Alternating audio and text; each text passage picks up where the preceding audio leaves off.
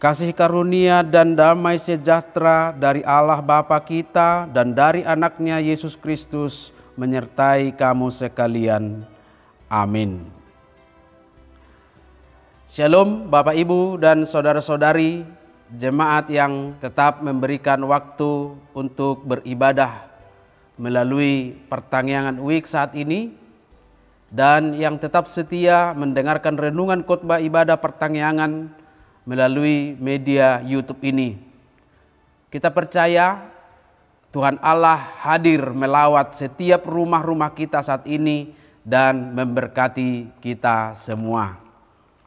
Marilah Bapak Ibu dan saudara-saudari, kita buka Alkitab kita dan bersama-sama membaca firman Tuhan yang menjadi nats khotbah dalam ibadah kita saat ini dari Kisah Para Rasul pasal 5 ayat 1 sampai dengan ayat 11 yang menjadi nats epistel untuk hari Minggu ke-8 setelah Trinitatis 2 Agustus 2020. Marilah kita baca dan renungkan, demikianlah firman Tuhan. Ada seorang lain yang bernama Ananias. Ia beserta istrinya Safira menjual sebidang tanah. Dengan setahu istrinya, ia menahan sebagian dari hasil penjualan itu, dan sebagian lain dibawa dan diletakkannya di depan kaki rasul-rasul. Tetapi Petrus berkata, "Ananias, mengapa hatimu dikuasai iblis, sehingga engkau mendustai Roh Kudus dan menahan sebagian dari hasil penjualan tanah itu? Selama tanah itu tidak dijual, bukankah itu tetap kepunyaanmu? Dan setelah dijual, bukankah hasilnya itu tetap dalam kuasamu? Mengapa engkau merencanakan perbuatan itu dalam hatimu? Engkau bukan mendustai manusia, tetapi mendustai Allah." Ketika mendengar perkataan itu, rebahlah Ananias dan putuslah nyawanya. Maka sangatlah ketakutan semua orang yang mendengar hal itu.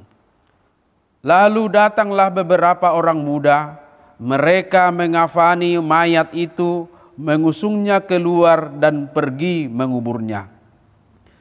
Kira-kira 3 jam kemudian masuklah istri Ananias, tetapi ia tidak tahu apa yang telah terjadi. Kata Petrus kepadanya, "Katakanlah kepadaku, dengan harga sekiankah tanah itu kamu jual?" Jawab perempuan itu, "Betul sekian." Kata Petrus, "Mengapa kamu berdua bersepakat untuk mencobai Roh Tuhan? Lihatlah, orang-orang yang baru mengubur suamimu berdiri di depan pintu, dan mereka akan mengusung engkau juga keluar." Lalu rebahlah perempuan itu seketika itu juga di depan kaki Petrus, dan putuslah nyawanya. Ketika orang-orang muda itu masuk, mereka mendapati dia sudah mati.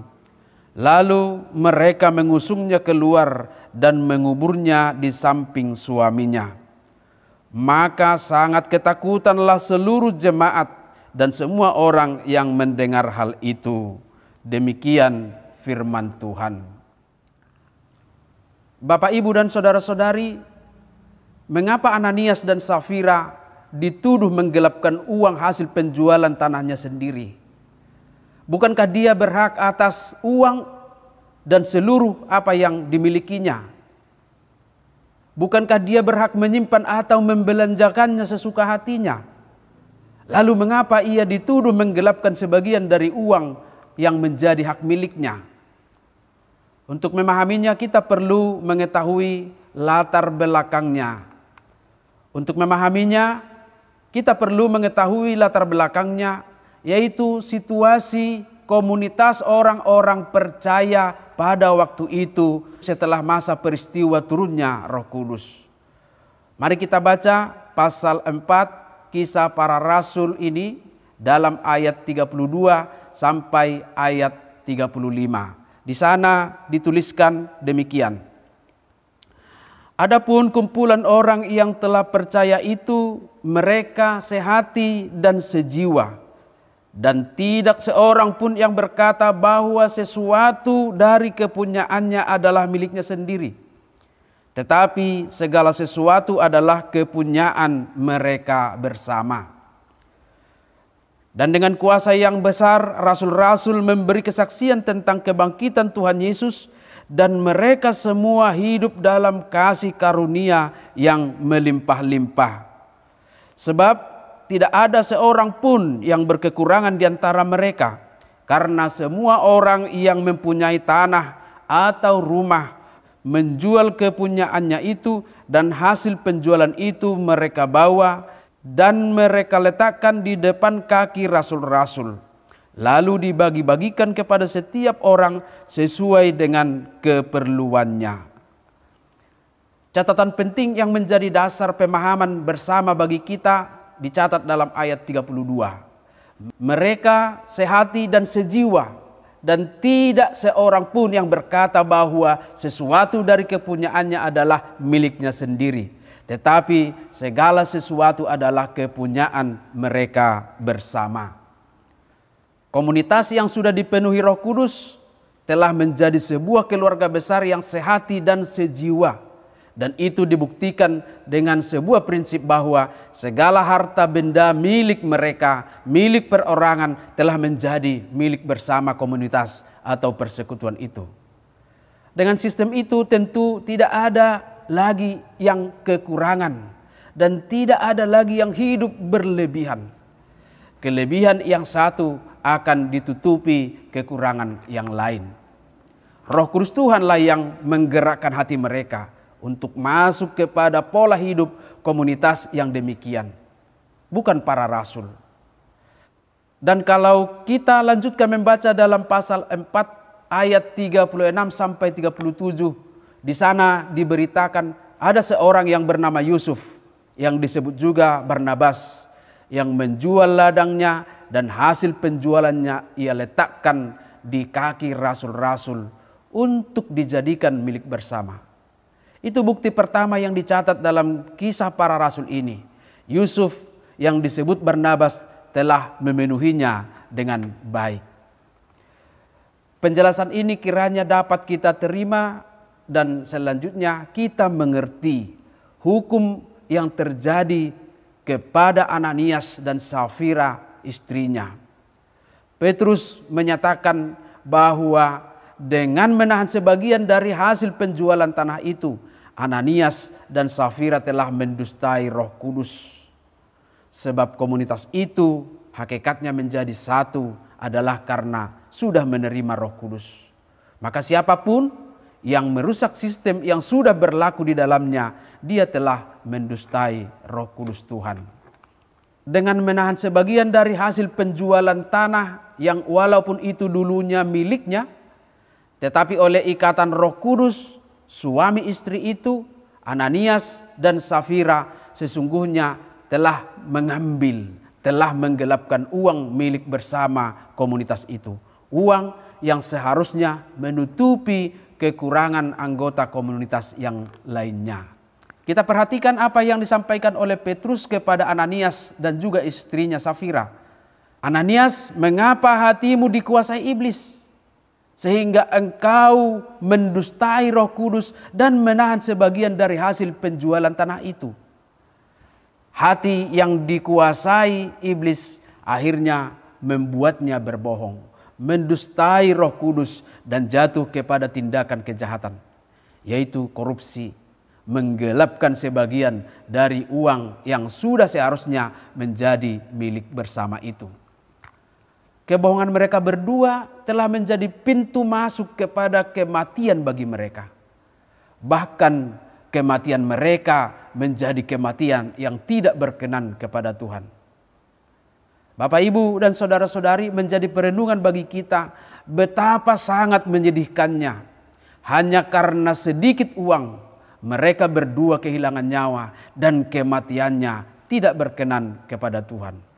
Alani hepeng nautiki ikom mate nasidana dua jala dang dihalomoh debata hamateanna. Bapak, Ibu, dan saudara-saudari, topik minggu kita untuk minggu ke-8 setelah Trinitatis adalah melawan suap dan korupsi.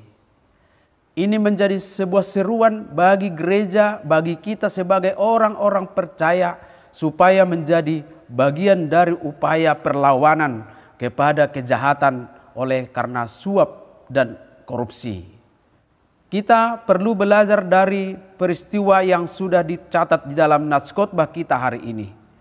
Bagaimana kita sebagai orang-orang percaya dapat menunjukkan jati diri yang sudah dikuasai oleh Roh Kudus untuk menghindarkan diri dari tindakan suap dan korupsi. Bukan hanya dalam kehidupan bergereja, namun juga di dalam kehidupan kita sehari-hari. Lalu bagaimana kita dapat ambil bagian dalam upaya melawan suap dan korupsi ini? Yang pertama, belajar dari sikap Petrus yang tegas dan lugas di dalam menegur orang-orang yang digoda oleh keinginannya melakukan tindakan kejahatan seperti Ananias dan Safira. Tapi ini tentu harus didasari sebuah integritas diri yang bebas dari tindakan kejahatan itu, bebas dari suap dan korupsi. Yang kedua, belajar menghindarkan diri dari tindakan itu dengan melihat apa yang telah dilakukan oleh Ananias dan Safira. Ada beberapa hal yang dilakukan pasangan suami istri ini yang membuat mereka akhirnya dihukum Tuhan. Yang pertama di sana adalah menggelapkan uang yang menjadi milik bersama. Bahkan dapat kita katakan uang itu adalah sudah menjadi milik Allah. Tentunya ini dapat kita pahami sebagai sebuah pengalihan tindakan yang mengambil yang bukan miliknya sendiri. Yang kedua di sana adalah suami istri bersepakat menggelapkannya. Mereka berdua dengan sadar dan terencana melakukan tindakan kejahatan itu. Maka kita perlu belajar bagaimana seorang suami atau seorang istri menjadi check and balance di dalam perilaku-perilaku. Jangan ada kesepakatan untuk melakukan kejahatan. Ketika suami bertindak salah, maka istri wajib menegurnya atau sebaliknya, sehingga kita terbebas dari kejahatan-kejahatan itu. Lalu yang ketiga, Ananias dan Safira berbohong di hadapan rasul dan di hadapan jemaat. Nah, ini menjadi sebuah dosa besar di hadapan Tuhan. Kebohongan di hadapan rasul dan di hadapan jemaat. Ketiga tindakan ini harus kita hindarkan, sebab taruhannya adalah nyawa dan keselamatan kita di hadapan Tuhan Allah. Bapak, Ibu, dan saudara-saudari, kita juga perlu menyadari bahwa sekalipun kita dapat menutupi kebohongan kita, dapat menutupi kejahatan kita di hadapan sesama manusia, tetapi Tuhan tidak akan bisa kita bohongi. Tuhan tidak akan bisa kita tipu. Tidak ada yang tersembunyi di hadapan Tuhan Allah kita. Dan yang berikut Bapak, Ibu, dan saudara-saudari, sebagaimana saya sampaikan tadi, bahwa nats khotbah kita tidak berbicara hanya dalam ruang lingkup gereja semata. Walaupun kita harus tetap menunjukkan bahwa gereja harus benar-benar menjadi lembaga pertama yang harus bersih dari tindakan suap dan korupsi. Sekali lagi, gereja harus menjadi pioner dalam upaya melawan suap dan korupsi. Nats ini berbicara dalam seluruh sisi kehidupan kita. Dalam kehidupan kita sehari-hari, di tempat di mana kita bekerja, dan semua profesi yang kita geluti sekarang. Kita semua harus menunjukkan integritas sebagai anggota persekutuan yang sudah menerima Roh Kudus. Hanya dengan Roh Kuduslah kita dapat menjadi alat Tuhan, menyatakan kebenaran, menegur dan melawan tindakan suap dan korupsi. Hanya dengan kuasa Roh Kuduslah kita dapat bebas dari tindakan suap dan korupsi. Amin. Marilah kita berdoa. Segala puji, hormat dan kemuliaan kami naikkan ke hadirat-Mu Bapa di sorga. Engkau yang sudah hadir dalam ibadah kami malam hari ini dan telah menyapa kami dengan kebenaran firman-Mu yang mengingatkan kami supaya kami menjadi bagian dari kekuatan untuk melawan suap dan korupsi dan berbagai kejahatan lainnya yang tidak berkenan di hadapan Tuhan. Terima kasih buat sapaan firman-Mu, dan kami percaya Roh Kudus akan memampukan kami untuk melakukannya. Bapa di sorga, kami memohon kehadirat-Mu. Kiranya keadaan yang boleh kami alami sekarang tidak akan menghantarkan kami kepada keserakahan, kepada kebohongan atau dusta di hadapan Tuhan. Tetapi kami dapat menikmati kehidupan kami seturut dengan kehendak Tuhan. Untuk itu, kiranya Engkau menguatkan kami menghadapi kesulitan yang boleh kami alami sekarang oleh karena penyebaran virus COVID-19.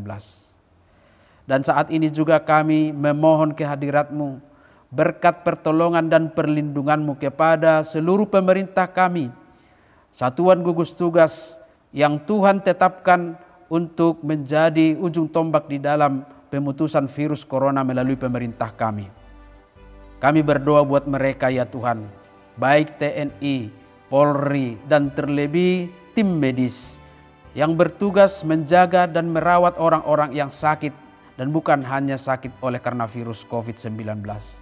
Kiranya Tuhan menjaga mereka, melindungi mereka, supaya mereka juga terhindar dari berbagai sakit penyakit. Biarlah hikmat dari Tuhan juga mereka pakai untuk melayani seluruh masyarakat, supaya kami dapat bebas dari teror COVID-19 ini. Kami berdoa juga buat gereja-gereja-Mu yang saat ini sedang dan akan melaksanakan sinode-sinode distrik. Biarlah Tuhan yang menolong setiap pimpinan-pimpinan distrik untuk menyelenggarakan sinode distrik di dalam takut akan Tuhan. Dan kami percaya Roh Kudus-Mu akan mengajarkan kami untuk dapat melakukannya dengan baik. Terima kasih Bapa di sorga. Kami juga berdoa buat proses pendidikan anak-anak kami, untuk guru-guru dan lembaga-lembaga sekolah. Biarlah juga bekerja sama dengan orang tua di dalam penyelenggaraan pendidikan yang saat ini masih belajar dari rumah. Terima kasih Bapa di sorga, ampunkanlah dosa-dosa kami. Di dalam nama Yesus Kristus kami berdoa kepadamu. Amin.